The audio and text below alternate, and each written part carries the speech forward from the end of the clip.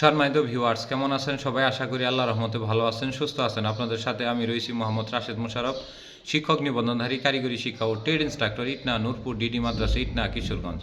সম্মানিত ভিউয়ার্স, আপনারা দেখছেন রাশেদ এডুকেশন টিভি।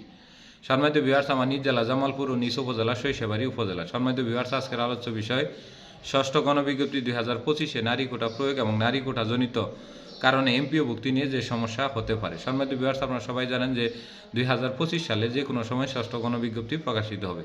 তো সেই হিসেবে যাদের 18তম শিক্ষক নিবন্ধন ভাইবা দিচ্ছেন এবং 17তম পাসধারী রয়েছেন এবং যাদের বয়স 18 থেকে 35-এর মধ্যে, তারা শুধুমাত্র ষষ্ঠ গণবিজ্ঞপ্তি 2025-এ আবেদন করতে পারবেন। তো ষষ্ঠ গণবিজ্ঞপ্তি আমরা অক্টোবর কিংবা নভেম্বরের দিকে ষষ্ঠ গণবিজ্ঞপ্তি প্রকাশিত হতে পারে, কেননা 18তম শিক্ষক নিবন্ধনের ভাইবা জুলাই পর্যন্ত চলমান থাকবে। তারপরে আরও ভাইবা এবং অন্যান্য কাজকর্ম করতে আরও 3 মাসের মতো সময় লাগবে। সেই হিসেবে অক্টোবর বা নভেম্বরের দিকে ষষ্ঠ গণবিজ্ঞপ্তি 2025 প্রকাশিত হতে পারে।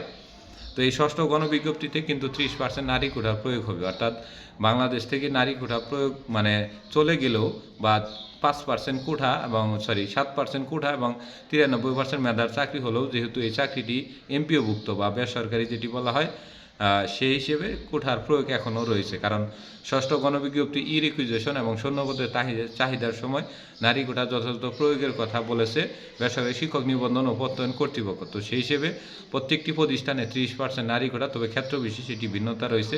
বেশ কিছু উপজেলা এবং বেশ কিছু জেলার পৌর এলাকা ব্যতীত অন্যান্য সকল ক্ষেত্রে এই কোঠার শিথিলতাও রয়েছে। তো যাই হোক, এই 30% নারী কোঠা মেনে কিন্তু আপনাকে আবেদন করতে পারতে। আবেদনের সময় কোনো অনলি ফিমেল কোঠা যদি থাকে, সেখানে কোনো পুরুষ প্রার্থী দয়া করে আবেদন করবে না। আবেদনের সময় আবেদন করতে পারবেন, কিন্তু পরবর্তীতে সুপারিশ হলে আপনার এমপিওভুক্ত হতে পারবেন না। এবং এই নারী কোঠাজনিত যে কারণে আমাদের এমপিওভুক্তিতে সমস্যা হয়, সেটি হলো আমাদের চতুর্থ এবং পঞ্চম গণবিজ্ঞপ্তি। এই দুটি গণবিজ্ঞপ্তি আলোকে আপনাদের মধ্যে কথা বলবো। সেটি হলো যে একটি প্রতিষ্ঠানে 10 জন শিক্ষক থাকলে স্বভাবই আপনারা জানেন যে 30% হলে 3 জন শিক্ষক ফিল আপ হতে হয় মহিলা।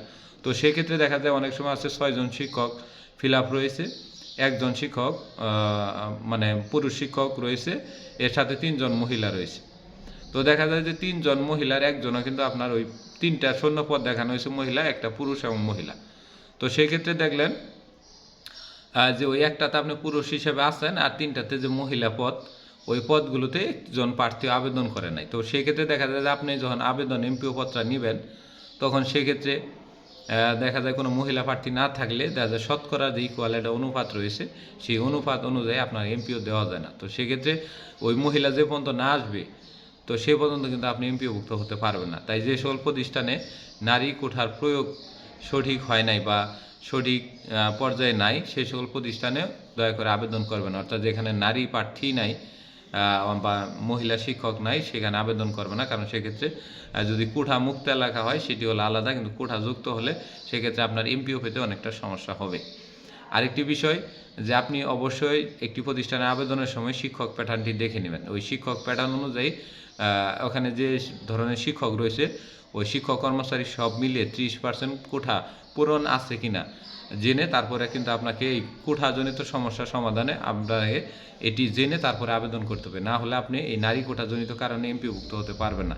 নারী কোঠা এমন একটি বিষয় যে এই কোঠার বিরুদ্ধে বা কোঠার পক্ষে বা বিপক্ষে কিছু বলার নেই। আসলে অনেক কিছুই বলার মতো থাকে, কিন্তু অনলাইনে সব কিছু বলা যায় না।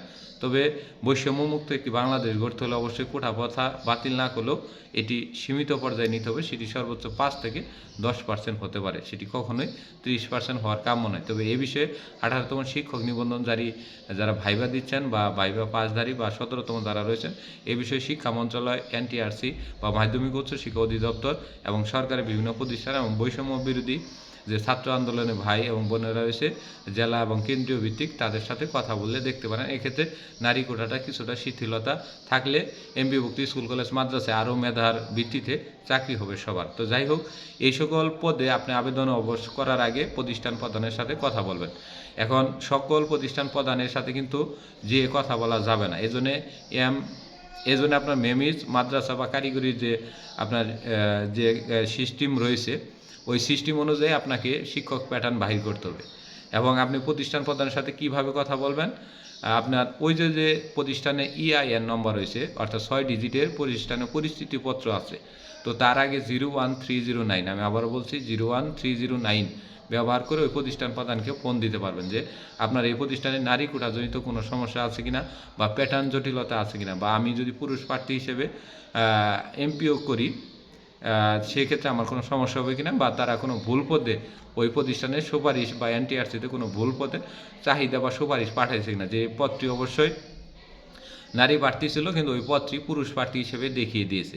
এরকম অনেক ভুল করে, যেটি চতুর্থ পঞ্চম গণবিজ্ঞপ্তিতে 100+ প্রার্থীর ক্ষেত্রে এরকম ভুল হয়েছিল। তবে একটা হোক দুইটা হোক সেটিও ভুল, কিন্তু এই ভুল শুদ্ধ সংশোধনের জন্য অবশ্যই আপনাকে প্রতিষ্ঠান প্রধানের সাথে কথা বলে সম্পূর্ণ প্রতিষ্ঠানের তথ্য এবং ডিটেলস জেনে তারপরে আপনাকে আবেদন করতে হবে। তাহলে আপনি কিন্তু একজন ফ্রেশ আবেদনকারী হিসেবে পরিচিত পাবেন, এবং চূড়ান্ত সুপারিশে পরে আপনার এমপিও ভুক্তিতে আর কোনো জটিলতা থাকবে না। তাই আবেদনের আগেই যাতে এমপিও ভুক্তি জটিলতা না থাকে এবং নারী কোটাজনিত বা প্যাটার্নজনিত কোনো সমস্যা না থাকে, এই বিষয়টি আপনাকে দেখতে হবে। এবং আপনার নিজ জেলা এবং নিজ উপজেলা হলে অবশ্যই সেই সকল প্রতিষ্ঠানে ভিজিট করে আবেদন করবেন। আর 40টি প্রতিষ্ঠানে আবেদনের ক্ষেত্রে অবশ্যই সাবধানতা অবলম্বন করবেন। কাম্য শিক্ষার্থী, জিও সমস্যা বা এই নারী কোটাজনিত সমস্যা, প্যাটার্ন সমস্যা কিংবা ভুল পদে সুপারিশ, এইগুলো আছে কিনা এগুলো জেনে তারপরে বুঝে, এবং কি ওই প্রতিষ্ঠানের ওই পদের নামে কোনো ধরনের কমিটি কর্তৃক কোনো ধরনের মামলা আছে কিনা এগুলো জেনে তারপরে আবেদন করবেন। না হলে আপনার কিন্তু ভুল পদে সুপারিশ হলে পদে পদে আপনি ঘুরতে হবে, এবং NTRC-র পিছনে এবং সাংবাদিকের পিছনে ঘুরতে ঘুরতে আরেকটি নিয়োগ প্রক্রিয়া হতে হতে আরেকটি ব্যাচ চলে আসবে, এবং এই একটি বছর আপনার পুরাটাই ব্যথা চলে যাবে। তাই আবেদনের পূর্বে সতর্কতা অবলম্বন করবেন, এবং যথেষ্ট শূন্যপদ যেহেতু রয়েছে তো ভালো প্রতিষ্ঠানগুলোতে আবেদন করার চেষ্টা করবেন। ধন্যবাদ সবাইকে, সবাই ভালো থাকবেন।